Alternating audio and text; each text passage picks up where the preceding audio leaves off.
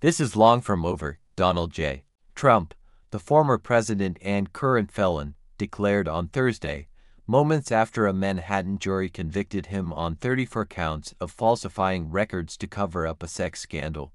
Mr.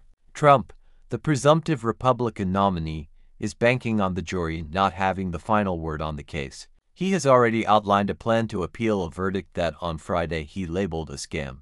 But even if the former, and possibly future, president could persuade voters to ignore his conviction, the appellate courts might not be so sympathetic. Several legal experts cast doubt on his chances of success and noted that the case could take years to snake through the courts, all but ensuring he will still be a felon when voters head to the polls in November.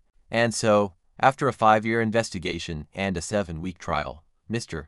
Trump's New York legal odyssey is only beginning. The former president's supporters are calling on the U.S. Supreme Court to intervene, though that is highly unlikely. In a more likely appeal to a New York court, Mr. Trump would have avenues to attack the conviction, the experts said, but far fewer than he has claimed. The experts noted that the judge whose rulings helped shape the case stripped some of the prosecution's most precarious arguments and evidence from the trial. The appeal will be a referendum on the judge, Juan M. Merchan, who steered the trial through political and legal minefields even as Mr.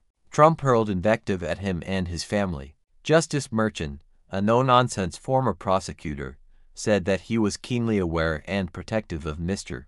Trump's rights, including his right to defend himself against political attacks. Mark Zauderer, a veteran New York litigator who sits on a committee that screens applicants for the same court that will hear Mr.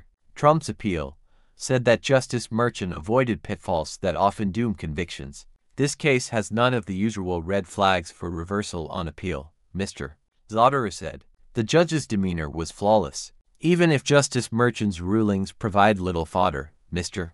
Trump could challenge the foundation of the prosecution's case. Mr. Trump's lawyers note that Alvin L. Bragg, the Manhattan district attorney, used a novel theory to charge Mr. Trump with 34 felony counts of falsifying business records. In New York, that crime is a misdemeanor, unless the records were faked to conceal another crime. To elevate the charges to felonies, Mr. Bragg argued that Mr. Trump had falsified the records to cover up violations of the little-known state law against conspiring to win an election by unlawful means.